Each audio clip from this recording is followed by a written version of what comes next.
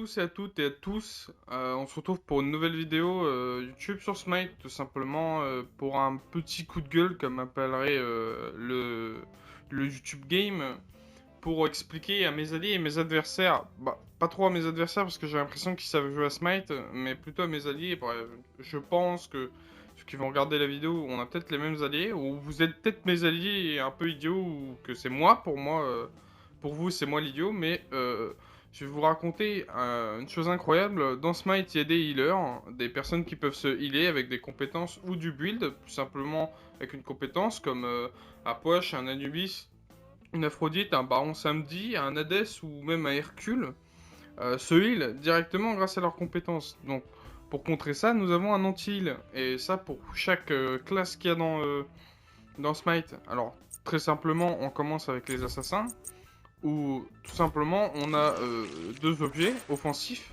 Donc, ça ne change pas de votre build qui permet toujours de faire des dégâts.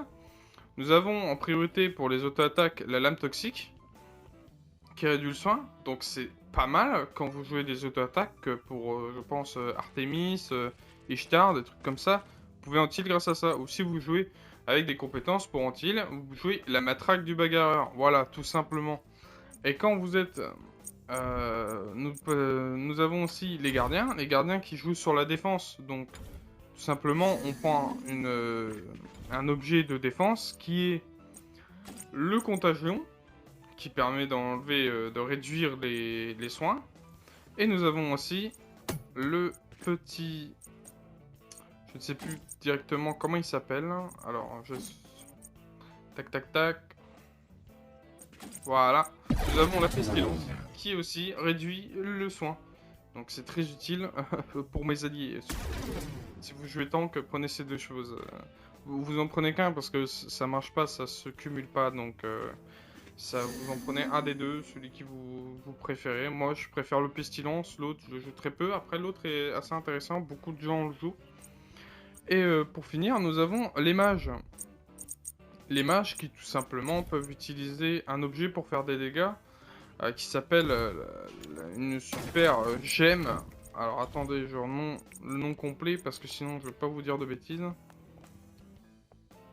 Voilà, la ruine divine, c'est pas une gemme, je me suis trompé. La ruine divine qui sert à aussi enlever du soin.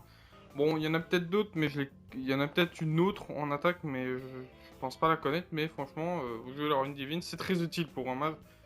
Euh, Parce que j'ai l'impression que mes alliés ne connaissent pas la ruine divine quand ils jouent mage, et qu'on joue contre un Hercule, un Anubis ou même un Hades qui est un peu avare de heal, et du coup on a du mal à faire de dégâts. Voilà, c'est une toute petite vidéo très courte pour expliquer que dans Smite il existe des anti-heals et que c'est très utile. Donc à l'avenir, mes alliés, mes adversaires, prenez de l'anti-heal quand vous voyez un healer en face. Allez, on se retrouve pour une prochaine vidéo.